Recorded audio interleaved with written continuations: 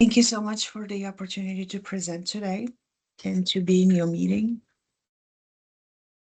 I hope that this presentation will be interesting to you. I was invited to speak about global policies around congenital heart disease, and I will share some of our experience at Children's Heart Link, as well as policies that exist around the world. So I would like to start first with an overview of what congenital heart disease is. And congenital heart disease is the most common birth defect. I'm sure if you're in this room, you are aware of that. 1 in 100 children is born with a congenital with heart defect.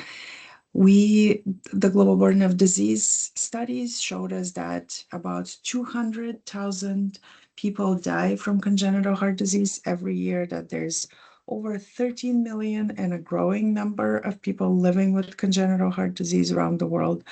But I want to draw your attention to the bottom two numbers, that 96% of all the mortality in the world is in low and middle income countries, and 70% of that mortality is in infancy. So this really shows us where the biggest burden is, first of all, in low and middle income countries such as Brazil, and that we still need to be developing services for infants and neonates to be saved their lives through surgical service, surgical intervention. At the same time, globally, we have seen that congenital heart disease has been climbing in rank as a contributor to infant mortality because we have been eliminating most causes of mortality that stem from infections. And that is true for high income countries, that is true for middle income countries, as you can see here, but especially for upper middle income countries, where in 2019, CHD was number one cause of infant mortality. And we also know that congenital heart disease is a great investment. So the WHO emergency and essential surgeries recommendations in their surgery for birth defects, it is now included. This was the disease control priorities, volume 3. They talked about how congenital heart disease is one of the better investments among surgical services because this is the only way that we can prevent mortality, only through surgery, or nowadays through interventions as well, but as compared to these other surgical conditions. So what's important for us also is to think about this within policy frameworks that I'm sure many of you here are familiar with the Sustainable Development Goals, and especially SDG 3, which is good health and well-being. And the targets that are most applicable to CHD are by 2030 to lower preventable childhood mortality, to reduce mortality from non-communicable diseases, to achieve universal health coverage, and to substantially increase the health workforce in low and middle income countries. These are all important targets and all very important for CHD services around the world. So a little bit about Children's HeartLink and why I'm here. We are a very old organization, started in 1969. It's congenital and heart surgery was just growing and starting in most of the world. We're based in Minneapolis, Minnesota. And today we have three areas of work. In the middle, you see the centers of excellence. So this is our work with hospitals around the world to help build their capacity to provide CHD surgical and other services. We also have advocacy work, which is the work I lead, and also patient care pathways or referral systems development. We have some experience in advising governments on how to develop these systems. Our hospital capacity building model, I'll just mention a little bit about that because I think it's relevant to some of the discussions that you have. The experience that we have is that we aim to develop centers of excellence, Children's HeartLink centers of excellence. And those are very important because it is at the center of excellence. It is at a hospital that lives are saved, that training happens. And our goal is to work with as many hospitals as we can afford and are able to grow them as centers of excellence to serve the needs in their countries and their regions. We have this three-phased approach that really focuses on matching these partners with volunteer institutions. They provide tailored education and training opportunities, and there's also mandatory database participation in data submission to a database I'll mention in a second. What is the Center of Excellence? I'm not going to go through all of these in detail, but we really are looking at a center that is providing excellent care, meaning low mortality and morbidity, a strong multidisciplinary team approach, really provides training and education in the region, and is an academic center and research and learning center as well, and provides family involvement, assures family involvement in the care process. These partnerships take up to 10 years for a center to become a center of excellence. So it's really a long-term process that we have and long-term partnership that we have with these hospitals. One key piece that I want to point out here is that the team approach and the multidisciplinary team approach to congenital heart care. That is a key to high quality service, especially in a higher complexity like neonatal, like infant surgery. So this is a really important piece of our approach and our model that we have with different hospitals in working with different hospitals. Today, we're active in 6 countries, apart from Brazil. We also work in India, China, Malaysia, Vietnam, and Bangladesh. And we recently started pilot partnerships with 3 African countries in Ghana, Angola, and Namibia.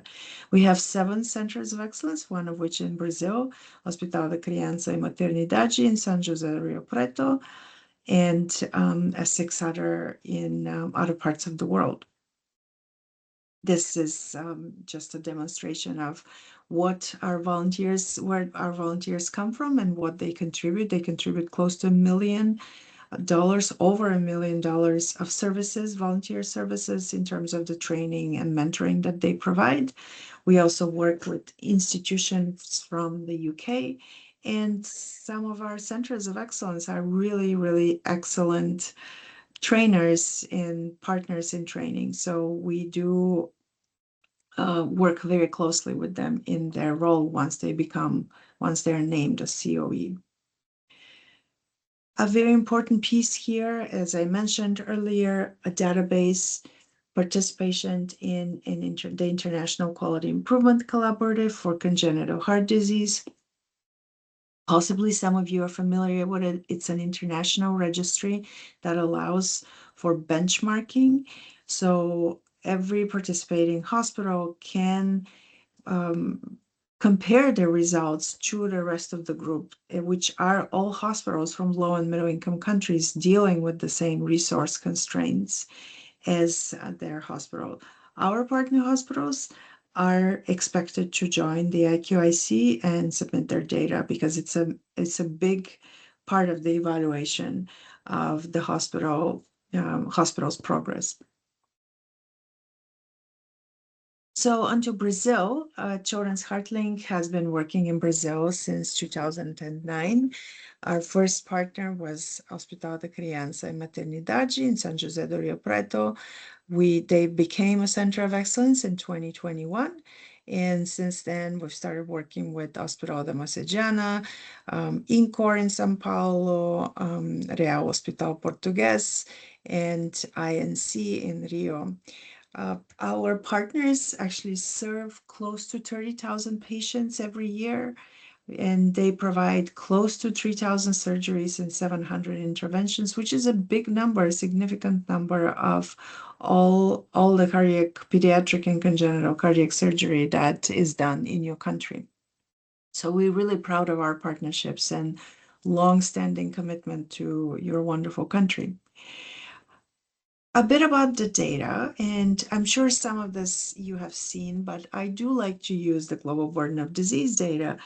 And I like to use it because I know they actually work directly with DataSUS to get data. And so this is an information presented in a very interesting way, in comparative way, to show us where children, what congenital heart disease sits compared to other conditions. And as you can see, first of all, it's bigger than many other congenital conditions in terms of mortality, and actually many other conditions, yeah, in terms of mortality. If we look at it from a heat map perspective, these are all the different states of Brazil. And you can see that in 2019, it showed that congenital heart disease was either number one or number two cause of mortality in infancy, across all the Brazilian states. Now, 2022, maybe that dropped, but it's possible that it's a data collection error. But I just wanted to show it how you compare it to some of your neighboring countries, and it's very similar, except for Argentina, where in Argentina, CHD is still a top cause of mortality. So what over the years, what we have seen as the strengths of the congenital heart services in Brazil, we really see compared to other countries that Brazil, as we all know, has a very strong primary care provided through SUS, that the functional and regional and national referral system is really impressive, that patients from all the way up to the north are able to go to some of the southern hospitals for surgery through this national referral system. There is already some hospital and regionalization, meaning that some hospitals have become regional centers. We see really strong cardiology and cardiac surgery training programs, and extremely engaged professional societies. The professional societies in your country are really, really impressive in terms of what they're able to achieve. There are, of course, challenges, and those are, as you are probably familiar with, the geographic inequities. The referral system, even though it's working, we should not be sending patients from all the way up to the north to the south. They should have actually closer facilities that they should be able to go to, especially when we talk about very sick neonates. The infrastructure is still needs development for more centers. There's really needs to be more focus on workforce development, training, and education, especially for multidisciplinary team approach, interventional cardiology, and very, very seriously in postoperative care. And I know the professional societies have been advocating for a national database that includes outcomes, surgical outcomes for patients.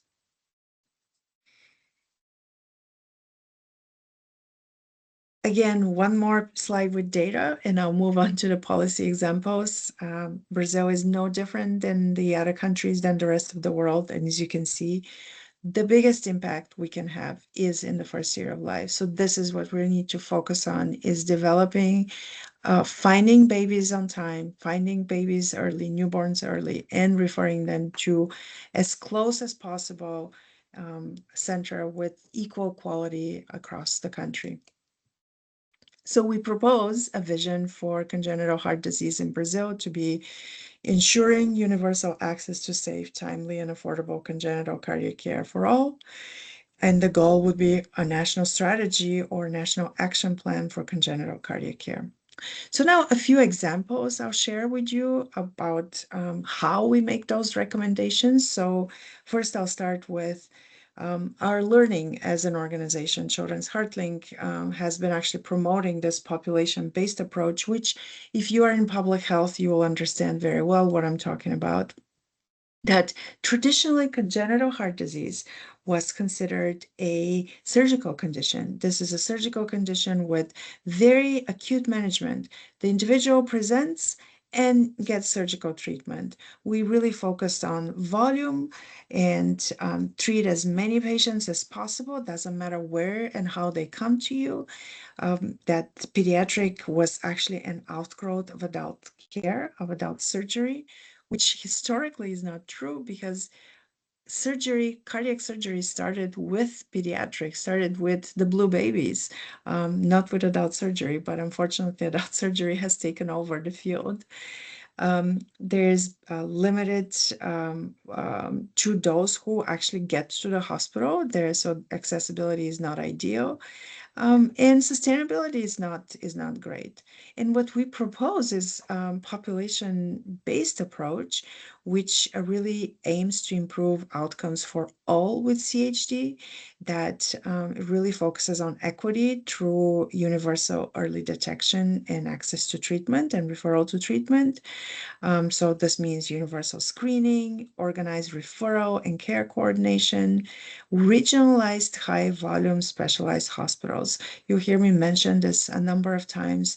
This is key to high quality care. And every country that is trying to decide how to organize their services, regionalization should be the number one thing to discuss. Lifelong care follow-up for all CHD patients. As we know, adults with CHD are growing.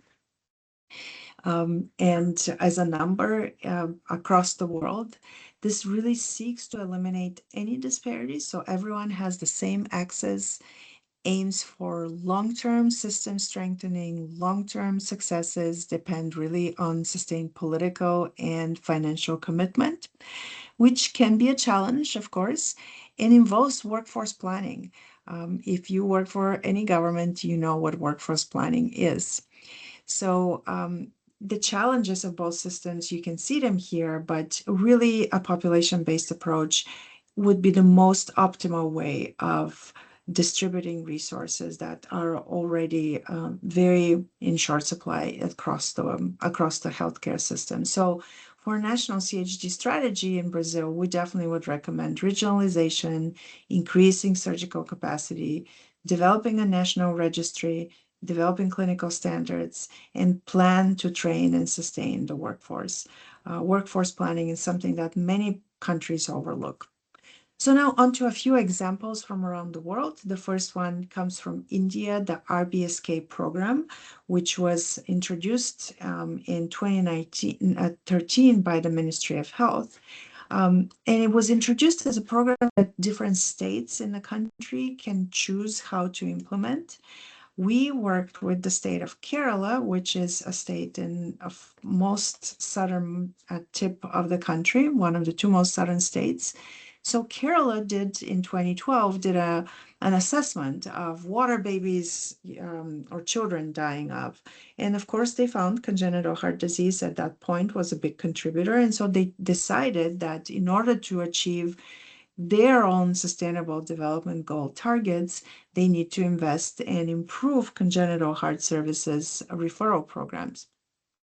So we worked on provided technical assistance to the Kerala government to, first of all, assess the state surgical capacity, what surgeries and what centers were able to do surgery there, then help them develop this pediatric cardiac care continuum, which really listed where and what kinds of services were being provided at different levels of the healthcare system, starting with recognition and screening through treatment. And as you can see, treatment is only the fifth step on this continuum. And after that, there is lifelong follow-up that needs to happen.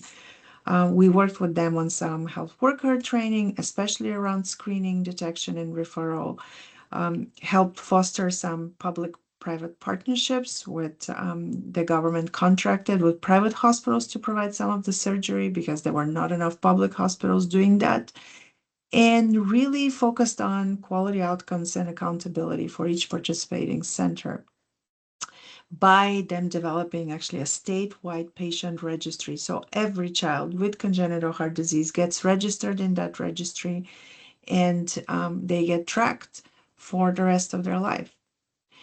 So Kerala was actually able to successfully reduce its infant mortality rate from 12 to 7. And I want to point out this was not just because of reduction of mortality from congenital heart disease. They were actually able, because they focused on CHD, they were also able to discover other causes of infant mortality, such sepsis, such newborn pneumonia. And those were also found through especially the newborn pulse oximetry screening. Another example is a paper that we recently published on recommendations for developing effective and safe pediatric and congenital heart disease services in low and middle income countries. So we really looked at all the different levels of the healthcare system and made recommendations on what kinds of services need to be provided, but not just the services, but also what workforce do we need? So human resources, what skills they need to have, the infrastructure that is desired to provide these services, including equipment and supplies, and also quality and safety outcomes for each service. And so I'll just show you those of the 5 levels that we have here. Levels 3, 4, and 5. In 3, we assume there's going to be basic um, cardiology, diagnostic cardiology availability. And you can see, I'm not going to read it, but what are the responsibilities of the people who provide this, who is going to provide it, and what skills they will need to have. In number 4 was the first time where we see surgical services being provided, but only lower complexity surgical services. And it's in level 5, which typically is a National Children's Hospital or a National Heart Center. That will be the level where all types of complexity of services will be, surgical services will be provided. And what's important here again is we recommended regionalizing those centers. You can't have too many regional high volume centers because cardiac surgery is such that high volume leads to better outcomes. We really strongly encourage everyone who is thinking about increasing their infrastructure is to think about that volume outcome relationship. Another example is from the NHS in England. They developed their congenital heart disease standards and specifications. It's a really impressive model that we give as an example to everyone who's interested. They have actually 3 levels of services, starting with surgical centers, going down to outreach clinics. And they do not have national pulse oximetry screening, but they do have fetal anomaly screening for congenital heart disease for every pregnancy in the country. They also have national lifelong care planning and mandated national surgical database. So the country has, I believe, 9 centers, 8 or 9 centers, and all of those centers are supposed to submit their data in the national surgical database. Central funding, of course, through their tax system provides some incentives, but also their financial rewards for better services. Ireland has a very similar system, and interestingly, the Republic of Ireland has merged its service together or joint services with Northern Ireland to create the All Ireland Congenital Heart Disease Network. They actually participate in the NHS database that I just mentioned and are another very good example of regionalizing care and just centralizing it in one place, 2 places. Australia did something similar. Want to point out that they published their standards only in 2024. So if countries like Brazil don't have their standards or don't have their national strategies just published yet, um, please don't feel like you're really far behind. There are high-income countries that do not have them yet. The United States, for example, most likely will never have them because of the type of healthcare system the United States has. But Australia just recently developed a very similar to what I showed you earlier. Again, they focus on regionalized care and care coordination. And what was wonderful to see is that this process was actually patient and family led, with very strong engagement of families. And they included a number of childhood onset heart conditions, because the country still has a high burden of rheumatic heart disease, which I know Brazil has as well. Argentina is another great example. I actually am not sure if that is still continuing today because I know they've had some political changes, but it's a very similar system of a network of referral center to a diagnostic center. Then it all goes into sort of a clearinghouse at the National Ministry of Health that decides where different patients should be referred. Again, based on regional criteria. Very, very important that this mode of operation gets followed. And last, I'll just give an example from the United States. The United States has, as we all know, very strong professional societies. And so for the first time, the surgical societies came together to publish some recommendations, and they published these recommendations for structure, process, and outcome metrics across, as they call them, 14 domains for two types of centers: essential care centers and comprehensive care centers. So this is very similar to the recommendations that I showed you earlier for low and middle income countries, but this pertains only to the United States. So if anyone's interested, I highly recommend both of these papers and I can share them with you. Last for me, I just wanted to share that I lead the advocacy activities for Children's HeartLink, and we co-lead this global advocacy coalition called the Global Coalition for Pediatric and Congenital Hearts. And we have a campaign going on for WHO resolution on childhood onset heart disease. That's very much a resolution that will help us raise awareness, but also encourage different countries to develop policies that are supported by obviously financial investments. And supported by the WHO, of course, we have so far 3 countries that have agreed to co-sponsor it. And we're hoping Brazil would be another one as well. I would love to talk to you more about that. So with that, I guess I'll finish again with the vision for congenital heart disease in Brazil: to ensure universal access to safe, timely, and affordable congenital cardiac care for all. And the same goal: a national strategy or a national action plan.